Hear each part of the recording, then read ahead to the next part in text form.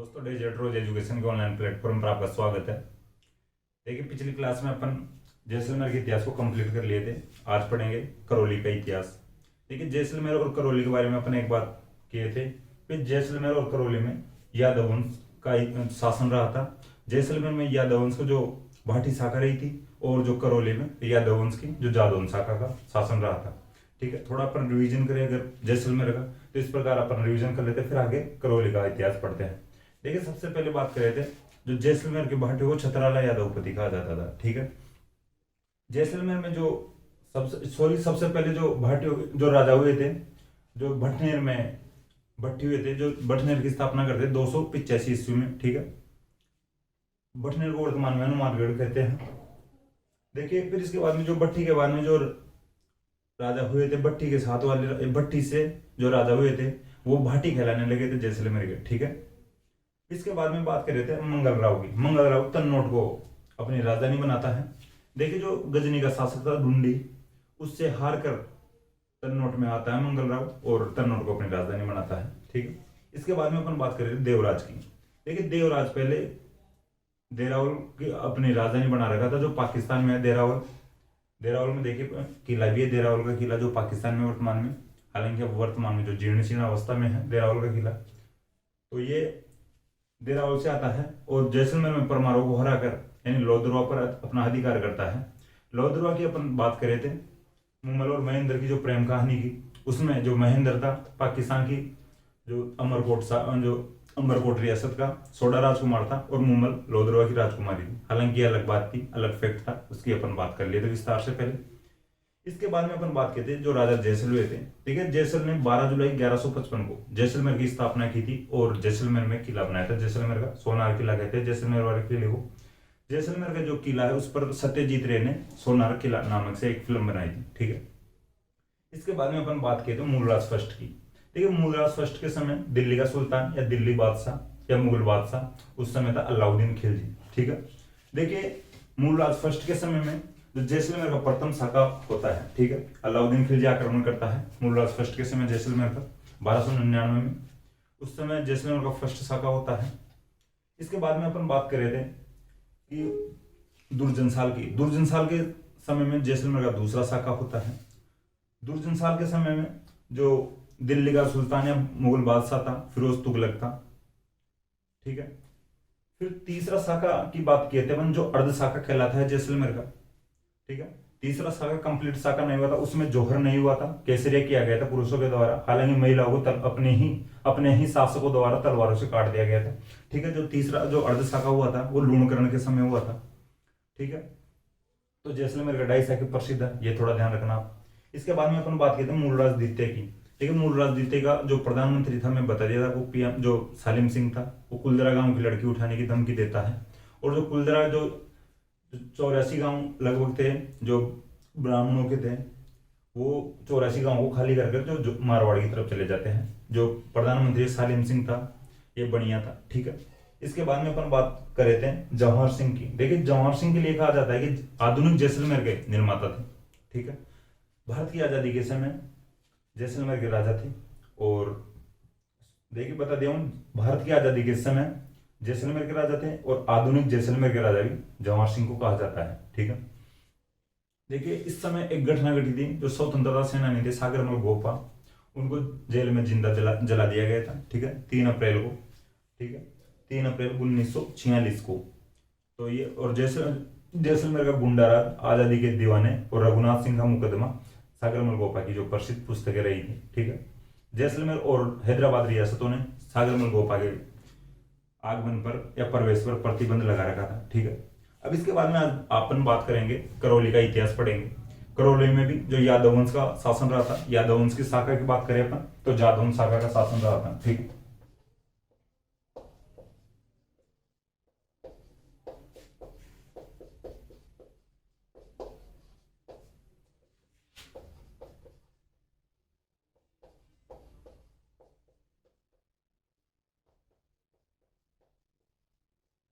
ठीक है, यादव वंश था, जादौन शाखा थी। वैसे अपन शाखा और वंश की बात पिछली क्लासेज में भी ढंग से कर चुके हैं, भाई वंश क्या होता है और शाखा क्या होती है। ठीक है, देखिए अपन बात करते हैं यादववंश की, जो जादौन शाखा की। देखिए जो ये शुरुआत में मथुरा में रहते थे, जो जादौन शाखा वाले जो यादव थे मथुरा में रहते थे, तो इनकी शाखा कहलाती थी सूरसेन।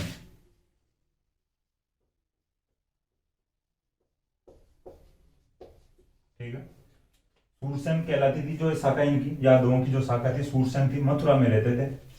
फिर ये मथुरा इनकी राजधानी थी। ठीक है, मथुरा राजधानी थी। फिर इसके बाद में विजयपाल जो राजा हुए थे, सबसे पहले करौली के राजा हुए थे विजयपाल। ठीक है,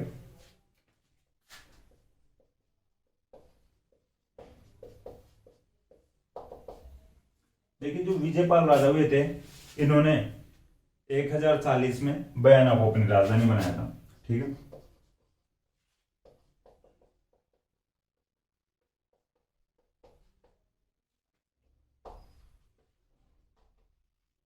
ये बयाना की तरफ आते हैं।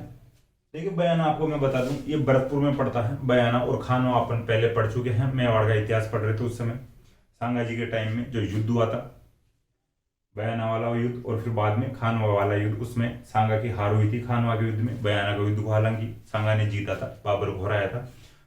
खानवा के युद्ध को बाबर जीतता है और सांगा हारता है। ठीक है, तो 1040 में बयाना को राजधानी बना था विजयपाल।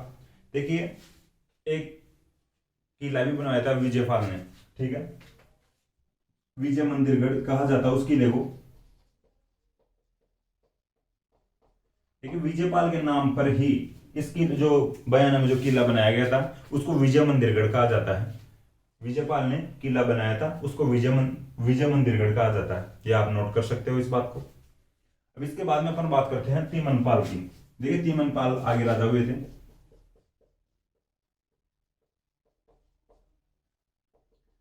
जो पहले राजा हुए थे विजयपाल, फिर इनके बाद में जो राजा हुए थे तीमनपाल। देखिए तीमनपाल तीमनगढ़ को राजधानी बनाता है। ठीक है,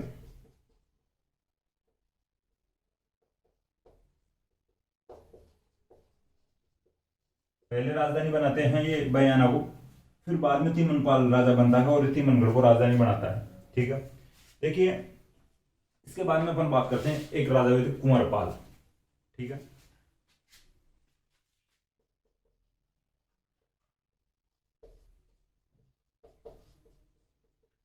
कुंवरपाल की बात करते हैं।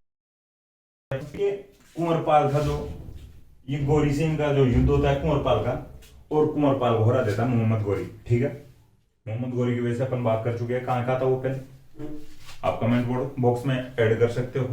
मोहम्मद गोरी के बारे में और भी कुछ जानते हो तो ठीक है, वैसे अपन पहले उनके बारे में विस्तार से बात कर चुके हैं।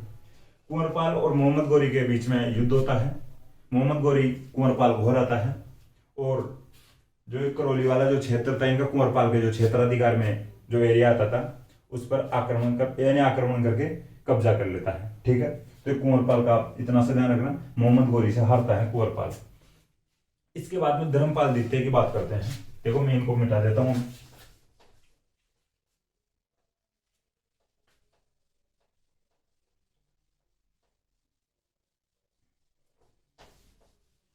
देखिए अपन बात करते हैं हम धर्मपाल द्वितीय की।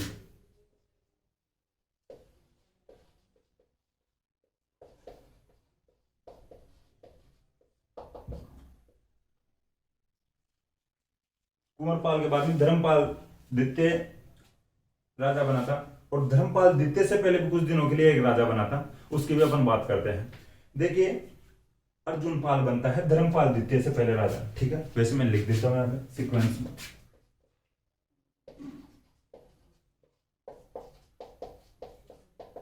देखिए अर्जुन पाल ने कल्याणपुर बसाया था। पहले करौली को कल्याणपुर के नाम से जाना जाता था। ठीक है, पहले करौली को कल्याणपुर नाम से जाना जाता था, आप नोट कर लेना, जो अर्जुन पाल ने बसाया था। ठीक है, फिर इसके बाद में यानी जो राजा बनते हैं धर्मपाल देते हैं। देखिए कल्याणपुर की स्थापना अर्जुन पाल ने की थी। अर्जुन पाल के बाद में धर्मपाल द्वितीय जो राजा हुए थे, कल्याणपुर का नाम आगे करौली रखते हैं, या करौली आगे नाम रखा गया था कल्याणपुर का। ठीक है, कल्याणपुर ही आगे चलकर करौली कहलाया था। कल्याणपुर की जो स्थापना अर्जुन पाल ने की थी, ये आप ध्यान रख लेना।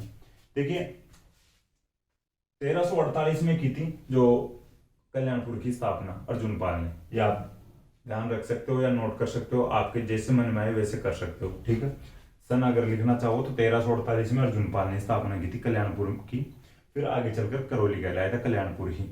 अब बात करते हैं अपन धर्मपाल द्वितीय की। देखिए धर्मपाल द्वितीय 1650 में करौली को अपनी राजधानी बनाता है, ठीक है।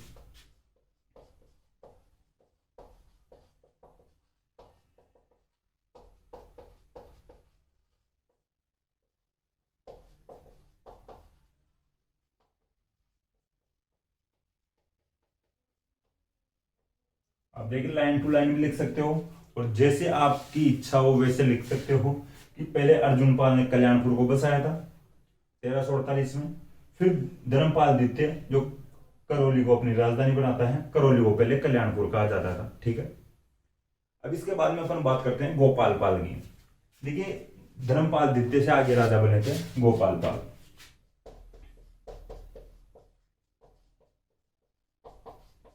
देखिए गोपाल का अर्थ होता है वो भाई जो कृष्ण भगवान गाय पाला करते थे, एक गाय रखते थे कृष्ण भगवान, तो उन्हीं के तो वंशज जैसलमेर वाले और जो करौली वाले, ठीक है। तो इन्होंने नाम भी रखा था भाई गोपाल, ठीक है। और पाल का मतलब भी है भाई पालने वाले होते हैं, तो इन्होंने 2 बार पाल लगाया था अपने नाम के आगे, ठीक है। गोपाल में आ गया एक बार पाल, और एक बार अलग से आगे पाल लगा दिया गोपाल पाल। एक प्रकार से ये हो सकता है पाल के स्क्वायर लगा दिए, ठीक है। गोपाल पाल नाम था इनका।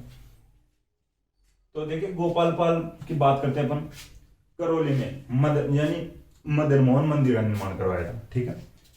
जो गोपाल पाल ने करौली में मदन मोहन जो मंदिर का निर्माण करवाया था।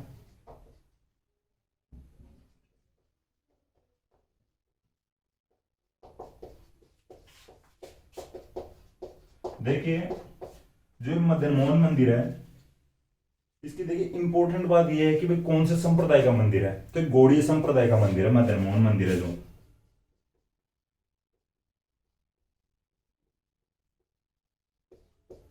ठीक है।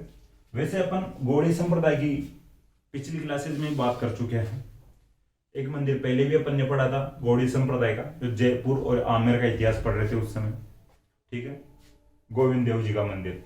देखिए जयपुर का जो गोविंद देव जी का मंदिर है वो भी गौड़ीय संप्रदाय का मंदिर है। जयपुर के राजा अपने आप को गोविंद देव जी के दीवान मानते थे, ठीक है।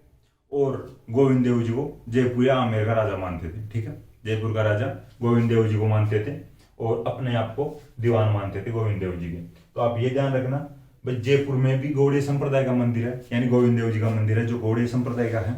और करौली में गौड़ीय संप्रदाय का मंदिर है मदन मोहन का मंदिर, ठीक है। मदन मोहन मंदिर जो गोपाल पाल ने बनवाया था। इसमें से क्वेश्चन ये बन सकता है करौली में स्थित मदन मोहन मंदिर किस संप्रदाय का मंदिर है, या करौली में गौड़ीय संप्रदाय का कौन सा मंदिर है, या करौली में स्थित मदन मोहन मंदिर जो गौड़ीय संप्रदाय का मंदिर है वो किस राजा के द्वारा बनवाया गया था, ठीक है। तो गोपाल पाल के द्वारा बनवाया गया था।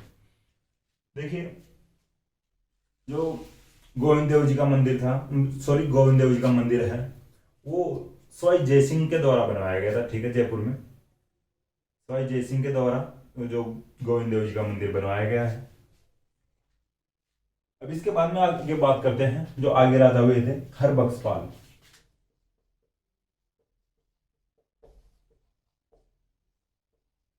ठीक है। गोपाल पाल के बाद में राजा हुए थे हरबख्श पाल। देखिए हरबख्श पाल जो थे उन्होंने अंग्रेजों से संधि कर ली थी 1817 में, ठीक है। 9 नवंबर 1817 को अंग्रेजों से संधि कर लेते हैं हरबख्श पाल।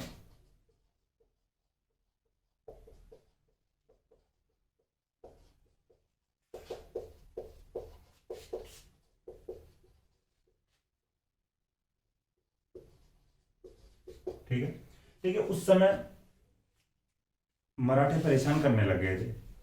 उस समय जो शक्तियां थी 2 ही बची हुई थी भाई। मुगलों की शक्ति तो थोड़ी कम हो गई थी उस समय, जो शक्तिशाली बादशाह थे वो रहे नहीं थे मुगलों में, तो मुगलों से ज्यादा डर नहीं रहता था इनको। सबसे बड़ी शक्तियां 2 थी, अंग्रेज और मराठे, ठीक है। जब मराठे परेशान कर रहे हैं तो ये अंग्रेजों के पास जाएंगे। अगर गलती से अगर इनको अंग्रेज परेशान करते या इनको लगता तो मराठों के पास जाते, लेकिन इनको ये लगने लग गया था भाई धीरे धीरे मराठों का भी जो पतन होगा और अंग्रेज एक बड़ी शक्ति के रूप में उभर कर आ रहे हैं, तो मराठों से परेशान होते हैं और अंग्रेजों के पास चले जाते हैं या अंग्रेजों से संधि कर लेते हैं 1817 को। 9 नवंबर 1817 को करौली यानी संधि कर लेती है। देखिए 1817 में ही कोटा ने भी संधि की थी अंग्रेजों से, ठीक है, अंग्रेजों से 9 नवंबर 1817 को पहले करौली जो संधि कर लेती है, फिर 1817 में ही कोटा ने भी संधि कर ली थी, ठीक है, अंग्रेजों से। सबसे लास्ट में अपन पढ़े थे जो अंग्रेजों से संधि की थी 1823 में सिरोही ने की थी, उसका विस्तार से अपन बात कर लिए थे जो सबसे लास्ट में जो संधि करने का कारण क्या रहा था, ठीक है, तो ये अपन बात कर चुके हैं। और तो करौली में जो अंग्रेजों से संधि की थी उस समय राजा थे हरबख्श पाल। देखिए एग्जाम्स में क्वेश्चन बनते हैं कि अंग्रेजों से संधि वो जब कोई रियासत करी थी तो उसका उस समय राजा कौन था, तो इस प्रकार के क्वेश्चन बनते हैं एग्जाम में, ठीक है। अब इसके बाद में अपन बात करते हैं नरसिंहपाल की। नरसिंहपाल से जो आगे राजा बने थे मदनपाल बने थे, लेकिन पहले थोड़ी सी नरसिंहपाल की बात कर लेते हैं। लेकिन नरसिंहपाल 1852 तक राजा रहता है, ठीक है, नरसिंहपाल 1852 में मृत्यु हो जाती है नरसिंहपाल की।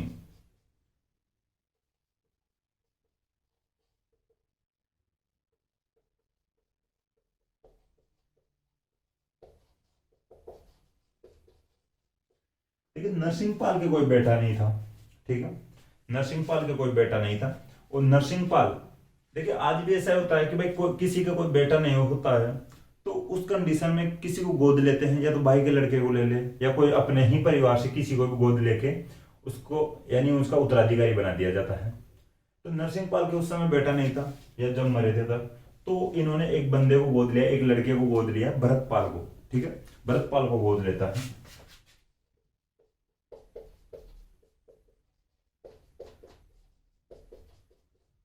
ठीक है, तो देखिए उस समय गवर्नर जनरल था लॉर्ड डलहौजी। देखिए लॉर्ड डलहौजी तो था जो एक अलग ही प्रकार का बंदा था। इनसे पहले जो गवर्नर जनरल बने थे वो इस प्रकार के बंदे नहीं थे कि वो ज्यादा अत्याचार नहीं करते थे। अगर इनसे कोई संधि कर लेता तो वो उन्हीं के अंडर में वो राज करते रहते थे, जो राजा थे संधि भी कर लेते थे और अंग्रेजों के अंडर में जो राज करते थे, अपने जो प्रशासन को खुद संभालते थे, ठीक है। हालांकि अंग्रेजों से हेल्प ले लिया करते थे और अंग्रेज भी राजाओं से हेल्प ले लेते थे अगर उनको आवश्यकता पड़ती थी। तो लॉर्ड डलहौजी जब गवर्नर जनरल बनता है तो वो अलग ही प्रकार के नियम बनाने लग गया था, एक प्रकार से जो पूरी शक्तियां अपने पास में रखने लग गया था और नियंत्रण करने लग गया था रियासतों पर, ठीक है। तो इस समय जब नरसिंहपाल की जो मृत्यु हो जाती है, इसके बेटा नहीं था, ये गोद लेके भरतपाल को राजा बनाना चाह रहा था, यानी इसकी मृत्यु के बाद में भरतपाल को राजा बनाया गया था। तो जब घोषणा होती है कि भरतपाल को राजा बनाया जाएगा या नरसिंहपाल का जो उत्तराधिकारी बनाया जाएगा, तो लॉर्ड डलहौजी इस प्रकार से अनाउंसमेंट करवाता है कि जो पहले रियासतें थी वो और किसी के से परेशान होकर एक अंग्रेजों से संधि कर ली थी, ठीक है, वो अलग प्रकार की रियासतें थी, या ऐसी कोई रियासतें थी कि जो अंग्रेजों के द्वारा डायरेक्ट बनाई गई थी, ठीक है। तो जो अंग्रेजों के द्वारा जो ये रियासतें बनाई जा रही थी, ये इनसे संधियां कर चुकी थी जो रियासतें, तो उनमें जो लॉर्ड डलहौजी जो शक्ति नियंत्रित इस प्रकार से कर रहा था कि जो राजा अगर उसके कोई औलाद है तो उसका उत्तराधिकारी बनेगी, ठीक है, जो भी औलाद होगी किसी भी राजा की तो वो उस राजा की उत्तराधिकारी बनेगी, ठीक है, वो जो औलाद रहेगी। लेकिन जिस राजा के कोई बेटा नहीं है या औलाद नहीं है उसका कोई उत्तराधिकारी नहीं होगा और उस रियासत का विलय हम अंग्रेजों की रियासतों में कर लेंगे, अंग्रेजों द्वारा जो आधिकारिक जो रियासतें हैं ये कब्जे में की गई अंग्रेजों द्वारा जो रियासतें हैं उनमें हम विलय कर लेंगे, ठीक है। तो लॉर्ड डलहौजी की एक प्रकार से ये गलत नीति थी।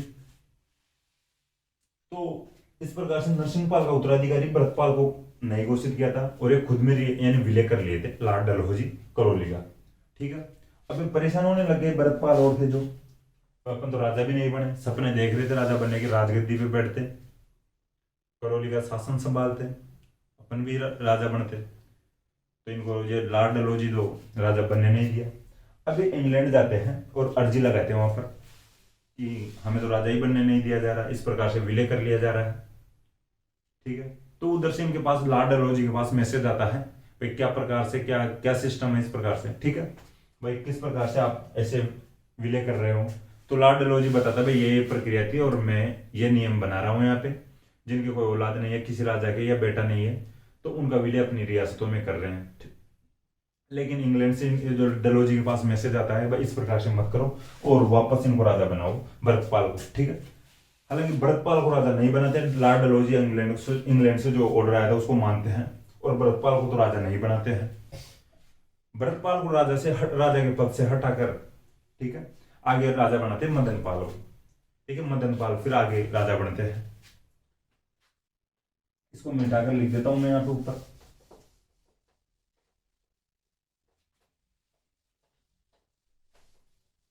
ठीक है, भरतपाल वाली जो स्टोरी मैं बता दिया हूं, जो आपको समझ में आ गई होगी शायद आप ढंग से।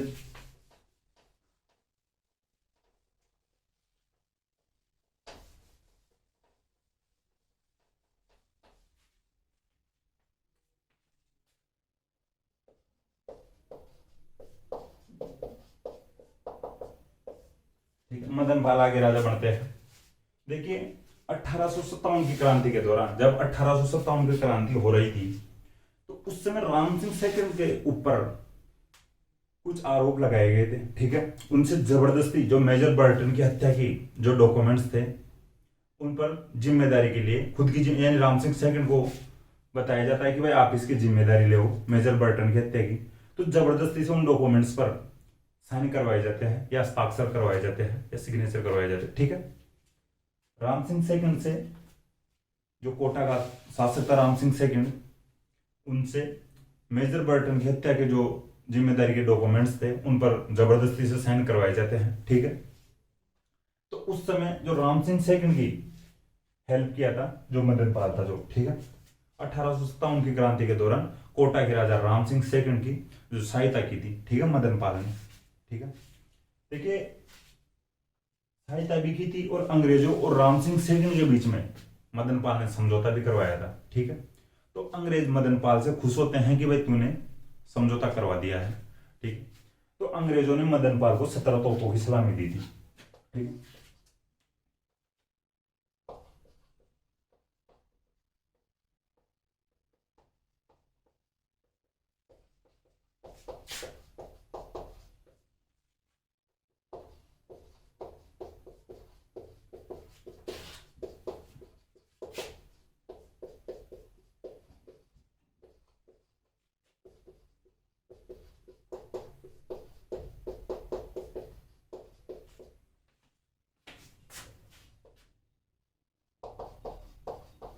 देखिए जब ये समझौता करवा देता है राम सिंह सेकंड और अंग्रेजों के बीच में, तो अंग्रेज मदनपाल से खुश होते हैं और अंग्रेजों ने मदनपाल को 17 तोपों की सलामी दी थी।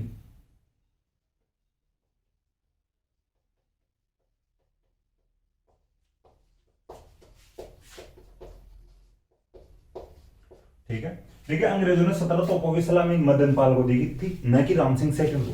राम सिंह सेकंड की तो तोपों की सलामी इकट्ठा दी गई थी। वैसे अपन राम सिंह से जो 1857 की क्रांति पढ़ेंगे उस समय और विस्तार से बात करेंगे, ठीक है। यहाँ पर भाई बात करेंगे तो क्लास लंबी होगी, कोई मतलब नहीं। वैसे 1857 की क्रांति पढ़ेंगे उस समय फिर कोई मतलब नहीं रहेगा, तो उस समय पढ़ेंगे और बात करेंगे। तो अंग्रेजों ने 17 तोपों की सलामी मदनपाल को दी थी। देखिए इन्हीं के टाइम में एक और बात याद रखने लायक है अपने मदनपाल के समय में, जो स्वामी दयानंद सरस्वती थे जो राजस्थान में आए थे, ठीक है। राजस्थान में सबसे पहली बार करौली में आए थे, ठीक है। 1865 में जो स्वामी दयानंद सरस्वती करौली में आते हैं।